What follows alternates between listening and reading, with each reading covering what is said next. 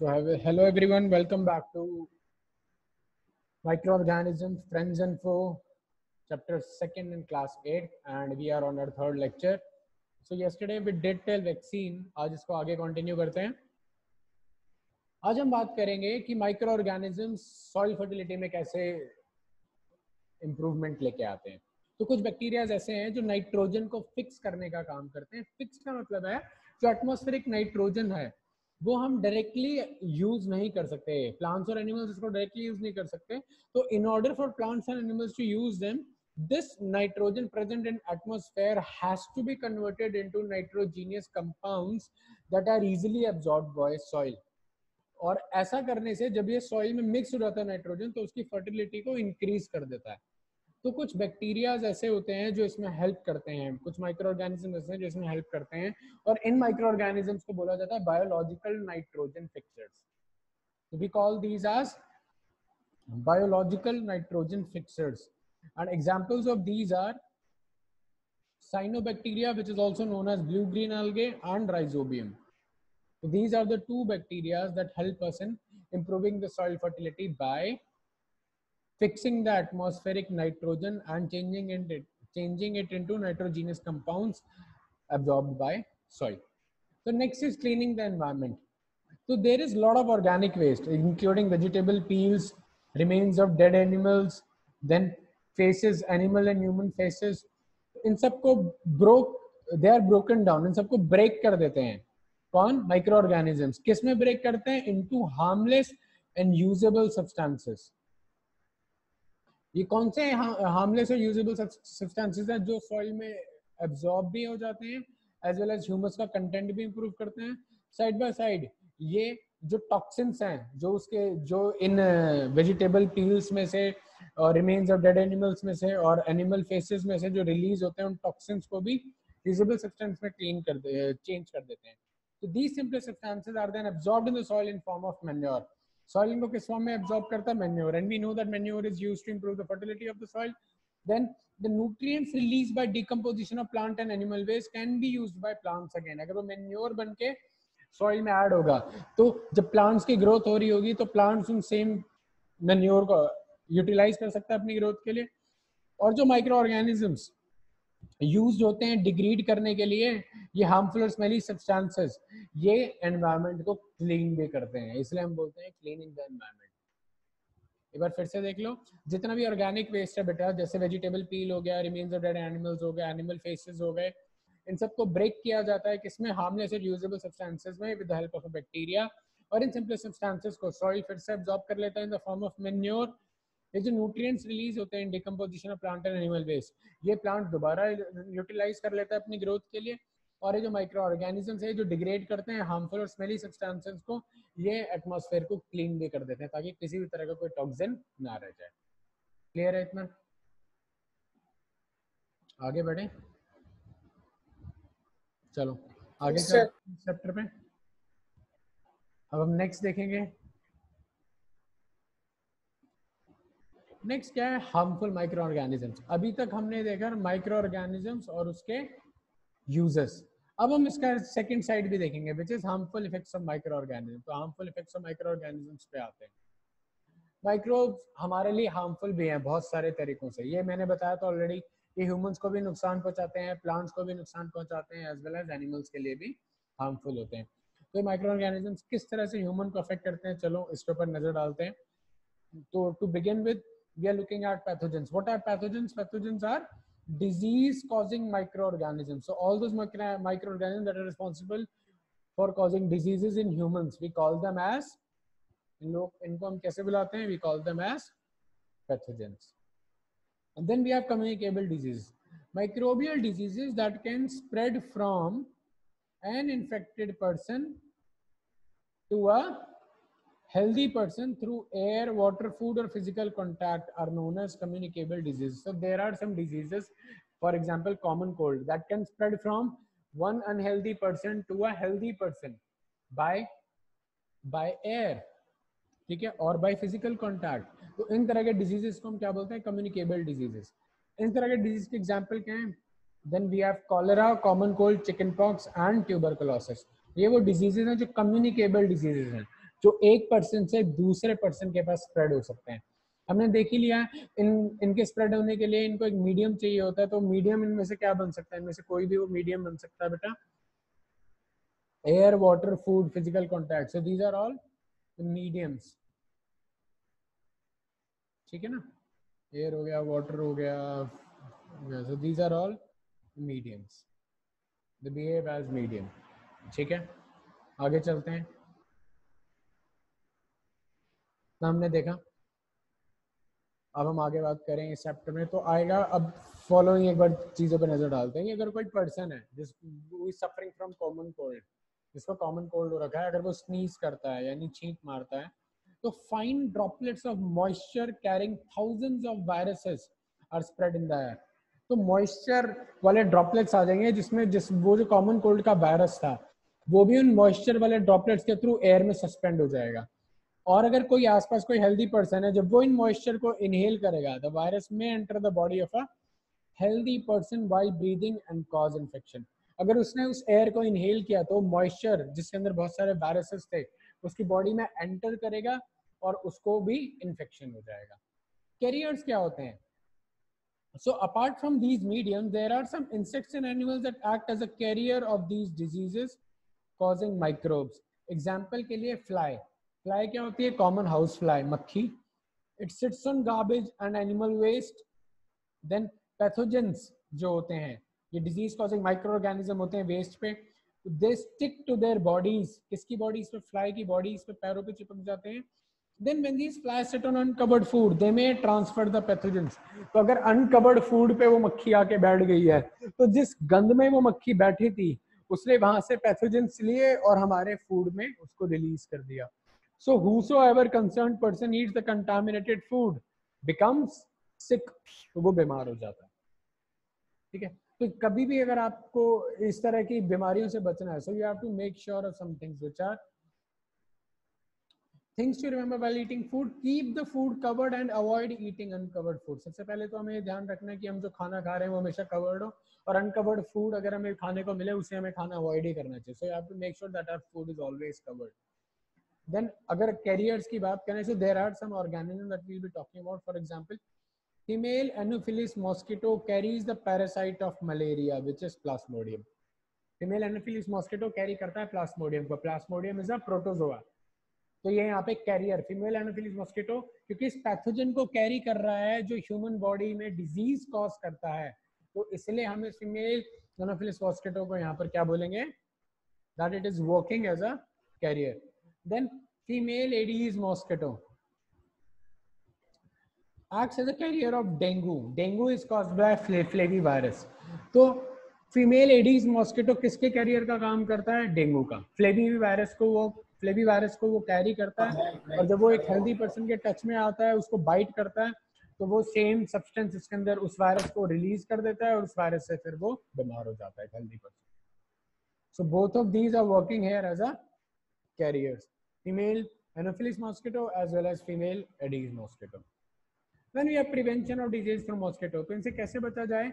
जितने भी मॉस्किटोज हैं बेटा, ये सारे पानी में ब्रीड करते हैं, तो खासकर मानसून सीजन में हमें खास ध्यान रखना होता है, गर्मियों में भी. तो कहीं पे भी हम पानी को कलेक्ट ना होने दें, सराउंडिंग्स को क्लीन रखें और मॉस्किटोज की ब्रीडिंग को रोकें. अभी पानी चाहे टायर में कलेक्ट हो रहा हो, चाहे कूलर में कलेक्ट हो रहा हो, कहीं भी कलेक्ट हो रहा है, हमें इस पानी को इकट्ठे नहीं होने देना है, हमें इस पानी को साफ रखना है, ठीक है, डेली इस पानी को क्लीन करना है. तो this is how we can prevent ourselves from catching up these diseases. So this is a normal chart describing some human diseases, their causative microorganism, their mode of transmission as well as general preventive measures. तो इसमें अब हम इसमें नजर डालने वाले हैं. तो देखो क्या क्या है. सबसे पहले अगर हम ह्यूमन डिजीज की बात करें, वो क्या है ह्यूमन डिजीज? वो है tuberculosis. We are talking about tuberculosis. Tuberculosis किसकी वजह से होता है? बैक्टीरिया की वजह से. और कैसे ट्रांसमिशन होता है इसका?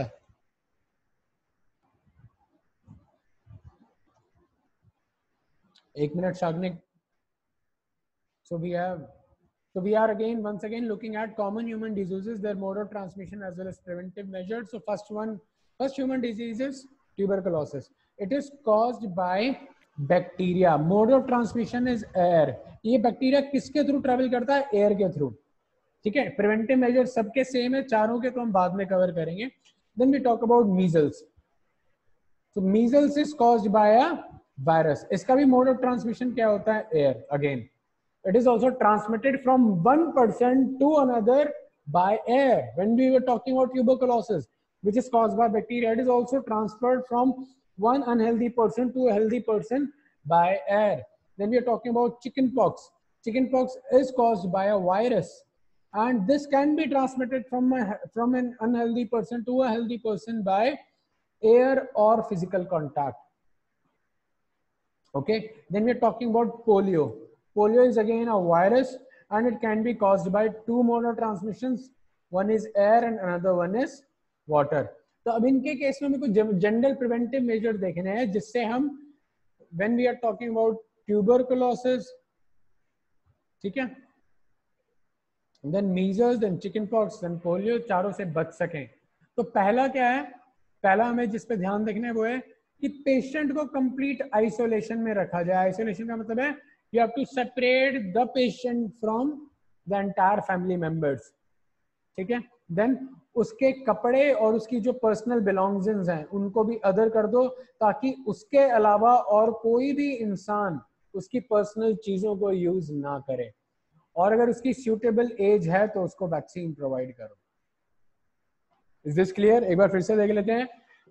हम कुछ ह्यूमन डिजीजेस के बारे में बात करेंगे। वो ह्यूमन डिजीजेस किस ऑर्गेनिज्म की वजह से होते हैं, माइक्रो ऑर्गेनिज्म, किस किस मोड से ट्रांसमिट करता है और उनसे बचने के लिए हम क्या कर सकते हैं। हम इन चार चीजों पर नजर डालेंगे।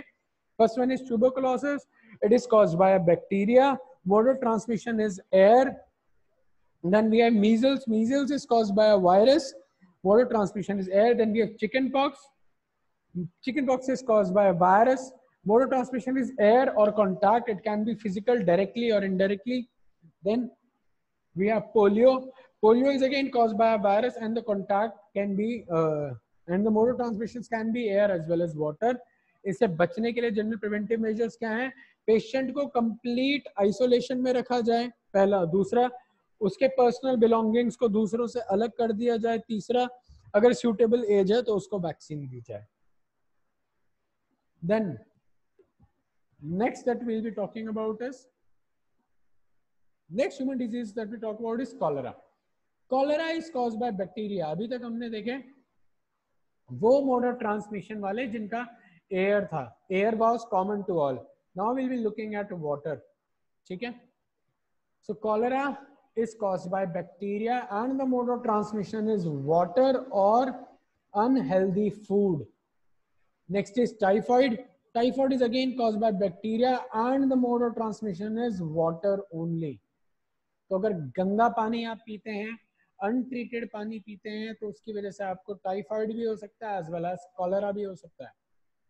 ठीक है, अगर हम जनरल प्रिवेंटिव मेजर्स की बात करें, पर्सनल हाइजीन को ध्यान में रखने की बहुत ज्यादा जरूरत है। प्रॉपरली कुक्ड फूड खाएं and drink as much boiled water as possible, and the vaccination is must as with others. So vaccination is the must one. इसके अलावा ठीक है जी, so vaccine is must for everyone.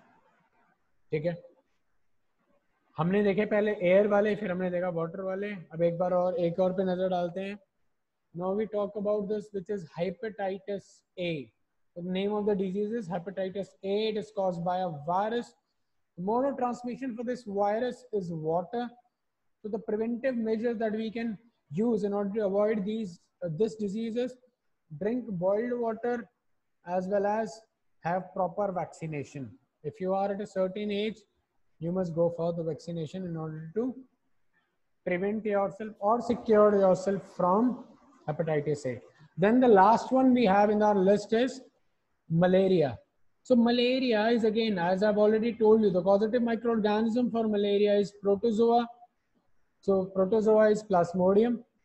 Then the mode of transmission is mosquito, which here act as a, so do you remember we were talking about carrier? So here we can see that this mosquito is acting as a carrier, and there are some preventive measures that we can take while dealing with mosquitoes, which is use mosquito nets in order for you to avoid them from getting bitten from these mosquitoes. Next is mosquito repellents. Then we have spray insecticides on crops, and then we have controlled breeding by not allowing water to collect, as we have already discussed before. So these are the general preventive measures when we talk about malaria. So looking once again, we discussed cholera. Cholera is caused by bacteria. We have cholera which is caused by bacteria. Then the mode of transmission is water and food. Then we have typhoid. Typhoid is again caused by bacteria. Mode of transmission is water. Then for general preventive measures, we were looking at personal hygiene का बहुत जरूरी है, ध्यान रखना बेटा. Properly consumed food खाओ and drink as much boiled water as possible and have vaccination. Clear? Then next is hepatitis A. So the causative microorganism is a virus, and the mode of transmission is water. So you need to drink boiled water and have proper vaccination in order for you to avoid hepatitis A. Then the last one in our list is malaria. Malaria is again caused by protozoa. Mode of transmission is mosquito, which here acts as a carrier. Then in order for us to avoid, we can go for some preventive measures, which is use mosquito nets, repellents, spray insecticides, uncontrolled breeding and not allowing water to collect. Understood the step? ठीक है, एक बार फिर से देखो. Now we'll be talking about animals. Animals में दो diseases common है, एक है anthrax, दूसरा है foot and mouth disease. Anthrax is a very dangerous disease both for human and cattle, and it is caused by a bacterium which is known as Bacillus anthracis. Then next common disease in animals is foot and mouth disease, जो कि cause होता है एक virus की वजह से, और उस वायरस का नाम है foot and mouth disease virus. Plants में भी माइक्रो ऑर्गेनिज्म जो नुकसान पहुंचाते हैं. ये प्लांट सबसे ज्यादा अफेक्टेड है. कौन कौन से? Wheat, rice, potato, sugarcane, orange and apple. फिर इसके बाद ये डिजीजेस करते क्या है? बेसिकली क्रॉप की प्रोडक्शन को कम कर देते हैं, क्रॉप यील्ड को कम कर देते हैं. ठीक है. अब अगर आगे बात करते हैं तो ये देखो नीचे अगर आपको ड्राइंग दिख रही है, ये एप्पल का डिजीज है. देन ये व्हीट रस्ट डिजीज है, जिसमें व्हीट देखो इसकी ग्रीन कलर की लीफ होनी चाहिए थी, पर ये जो येलो शेड आप देख रहे हो ये क्या है? रस्ट हो रही है, पत्ता खराब हो रहा है. Then we have these diseases. ये सिट्रस टैंकर डिजीज बोलते हैं इसको. ये सिट्रस फ्रूट्स होते हैं जिनके अंदर भी विटामिन सी ज्यादा होता है, उनके अंदर ये डिजीज होता है. देखो ये ऑरेंज को डिजीज हो रखा है. आगे चलते हैं. डिजीज इन प्लांट्स की बात करें अगर, तो पहला है सिट्रस कैंकर डिजीज. ये बैक्टीरिया की वजह से होता है और स्प्रेड किसके थ्रू होता है? एयर. इसके पार्टिकल्स एयर में प्रेजेंट होते हैं. अगर किसी प्लांट को एक कैच करते हैं तो उसको इन्फेक्शन कर देते हैं. दूसरा रस्ट ऑफ व्हीट है, मैंने आपको ऑलरेडी इमेज दिखा दी. Rust of wheat is caused by a fungi and it spreads through air and सीज. So these are the basic two mode of transmissions. Then we have yellow vein mosaic of भिंडी, ओकरा भी बोलते हैं जिसको. एक वायरस की वजह से होता है बेटा, और ये इंसेक्ट के थ्रू फैलता है. इंसेक्ट इसको एक प्लांट से दूसरे प्लांट में कैरी करता है. क्लियर है? तो फूड पॉइजनिंग क्या होती है? नीड फॉर प्रिजर्वेशन क्या है? फूड पॉइजनिंग क्या होती है? जब हम अनहेल्दी या स्पॉइल्ड फूड खा लेते हैं, नुकसान वाला फूड खा लेते हैं जिनके अंदर कुछ माइक्रो ऑर्गेनिजम्स प्रेजेंट हैं, फूड पॉइजनिंग हो जाती है. अब है कोई डाउट है? No sir. Moving forward, food poisoning could be due to the consumption of food spoiled by some microorganism. ये माइक्रो ऑर्गेनिजम्स क्या करते हैं बेटा? ये हमारे फूड पे उग जाते हैं, और जैसे ही हमारे फूड पे ग्रो करने लगते हैं, ये टॉक्सिक सब्सटेंसेस हमारे फूड में ही रिलीज कर देते हैं. ये टॉक्सिक सब्सटेंसेस हमारी बॉडी को एंटर करते हैं जब हम उस वेस्ट फूड को या बात करें या स्पॉइल्ड फूड को कंज्यूम करते हैं, तो वो फूड पॉइजनस हो चुका होता है और हमें सीरियस इलनेस और sometimes it also leads to death. We are seriously ill and sometimes this serious illness may even result in death. So proper preservation of food is necessary. Understood? So this was this is what we can also say, that what is the need for preservation of food.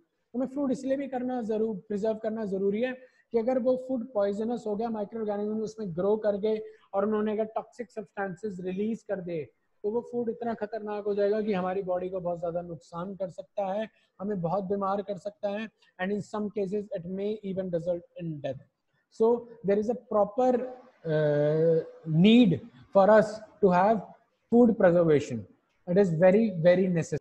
So now rest will continue the chapter tomorrow. We'll start with food preservation tomorrow.